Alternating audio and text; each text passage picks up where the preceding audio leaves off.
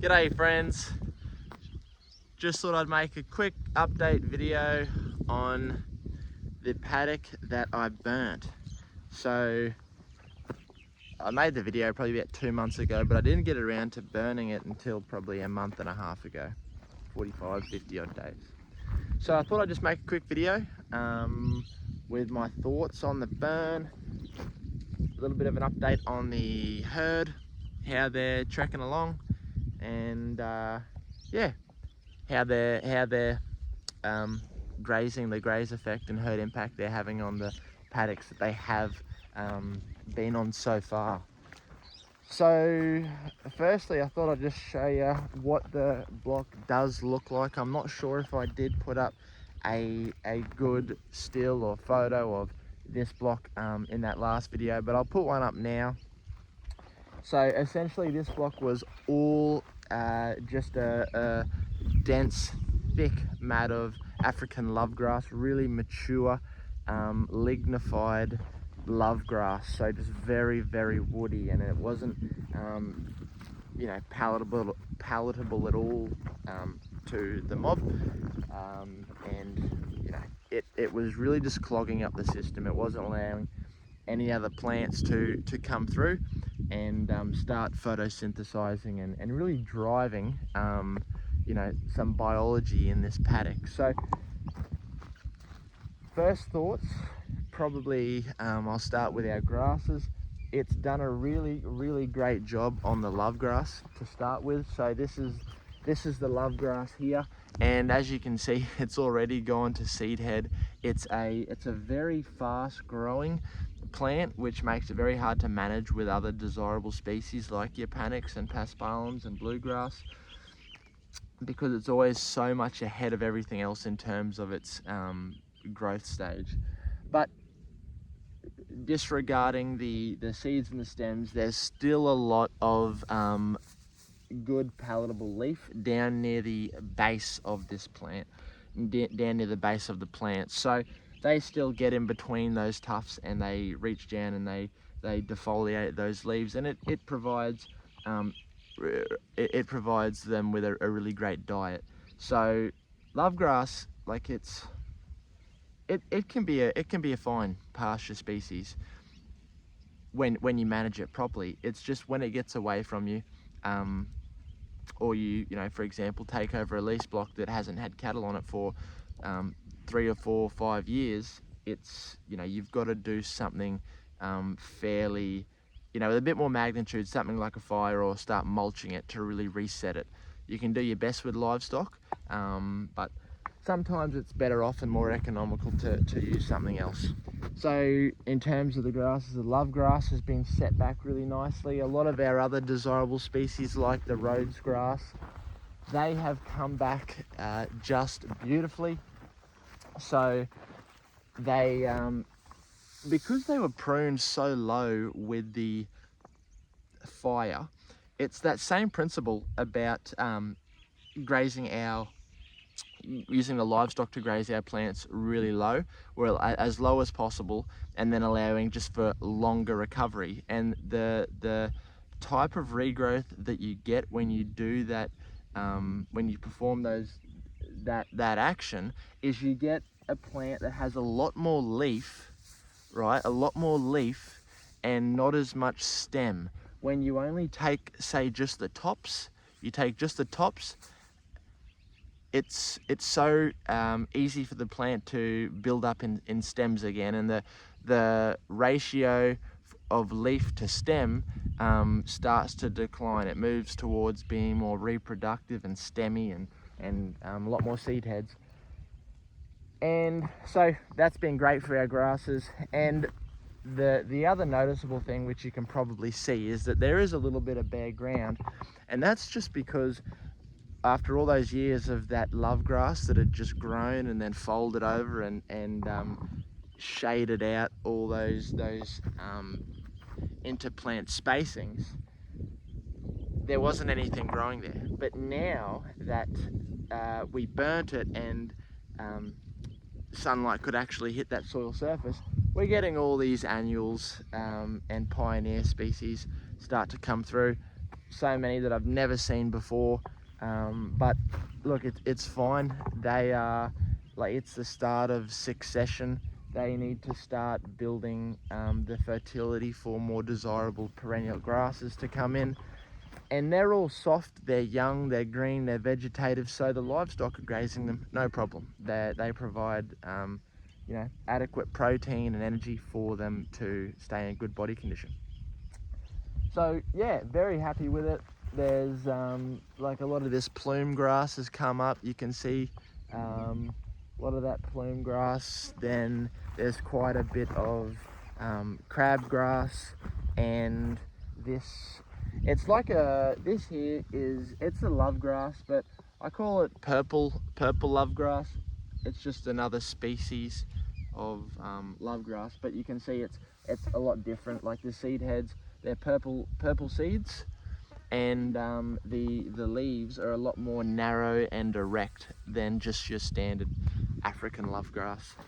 So yeah, really happy with the block so far. It goes all the way down, where am I, down to the dam, pretty well like this.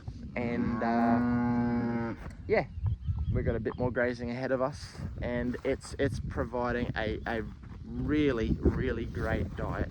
All the plants are young, they're high in protein, there's enough fibre in them that they're not running straight through the cattle. And yeah, any of these annuals that are coming up in between, it's fine. The livestock are also doing a great job.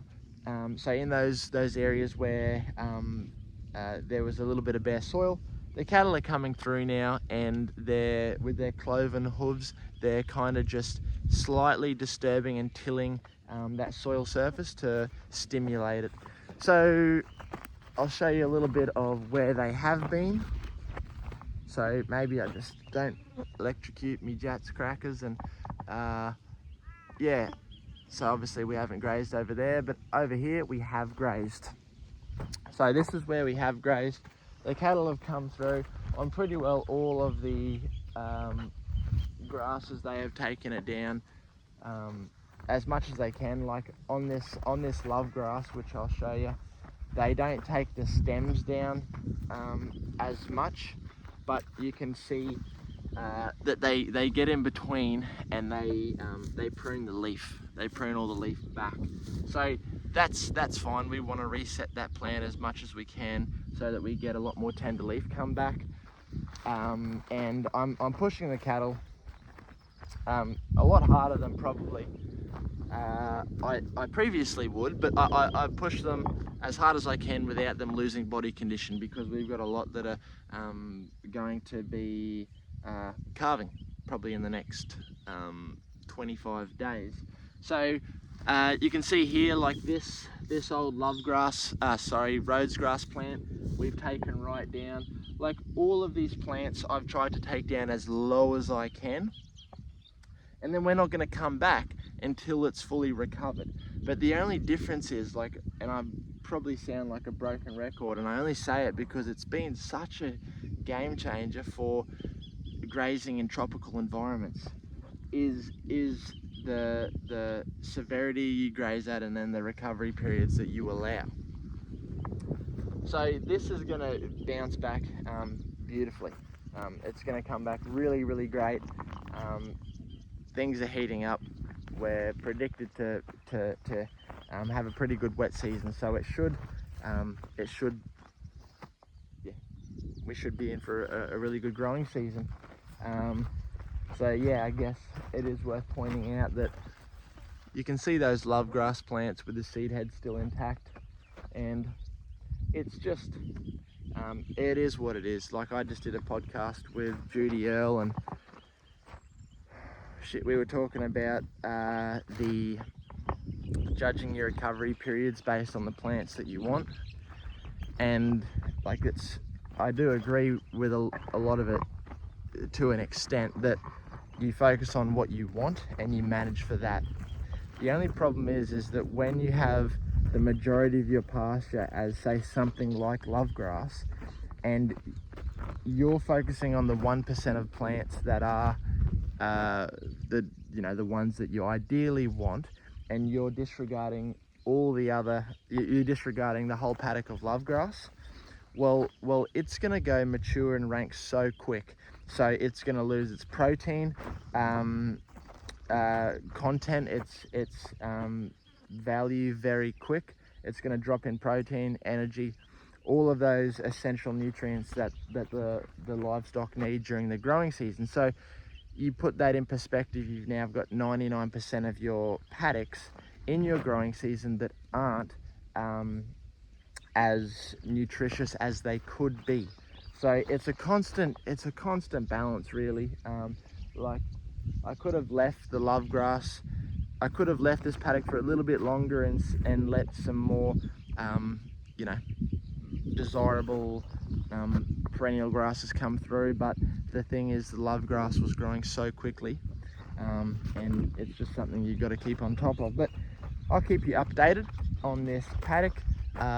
Their manure is just phenomenal. Let me see if I can find some. So here's some here. I don't know if you can see that.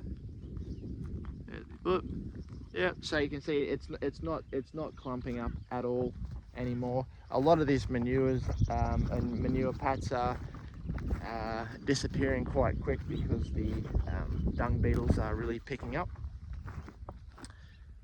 But yeah, their manure has gone back to a really great consistency.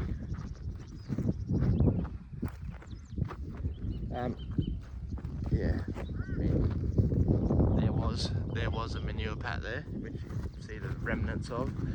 But might just quickly have a look at the livestock, show you how they're going. So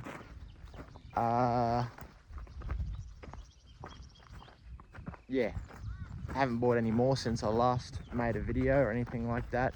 Haven't had any calves drop. I've taken out a few smaller heifers that have gone up to Clint's place. He wants to put them to one of his bulls to bring up the frame size. But yeah, no, look, they're doing really great. They are slicking off nicely. There's still a few Santa Gertrudis heifers from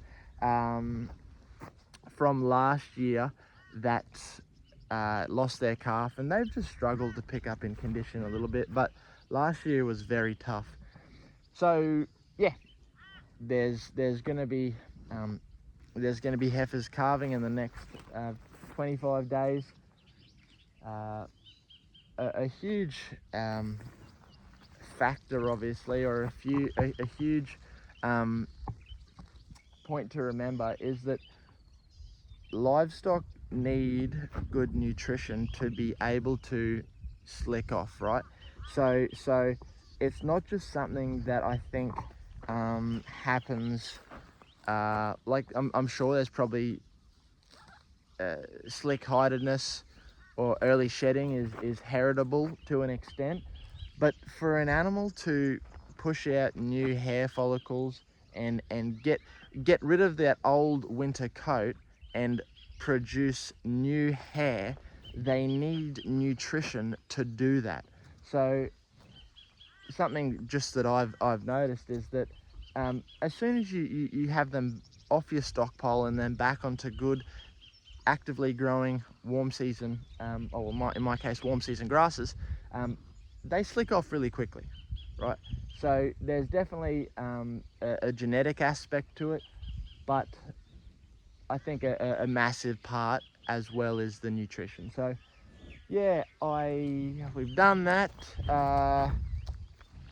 Oh yeah, well, she's just dropped me a little bit of manure, so maybe I'll see if I could. Do you mind if I just have a little look? Yeah, so that's probably a little bit runny. That there is a little bit runny.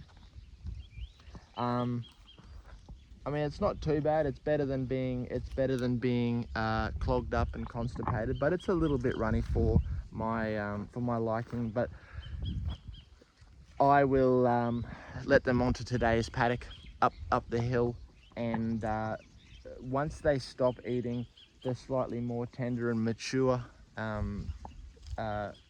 younger grasses, then they have to start getting into the love grass, and the love grass is really fibrous, so that usually balances out the protein to fiber ratio. Got a bull in here too at the moment, so a little red Aberdeen Angus bull. He was oh, he's a cracker. I'm going to try buy him if I can. Just leasing him at the moment, but here he is behind me. So yeah, as I said, he's a red Angus bull. He's a registered heritage Angus bull, so pretty well as close as what you'll get to the original breed that came over from Scotland. And the reason I like him is he's a perfect frame for what I like. He's going to produce really early maturing calves.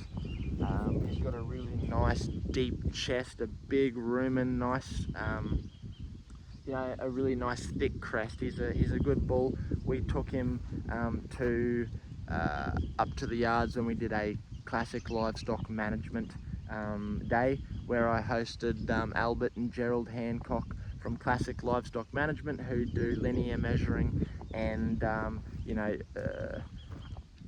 advocate for a lot of the principles that Jan Bonsma and Gerald Fry were all about. So yeah, hope you guys have a great day. See you later.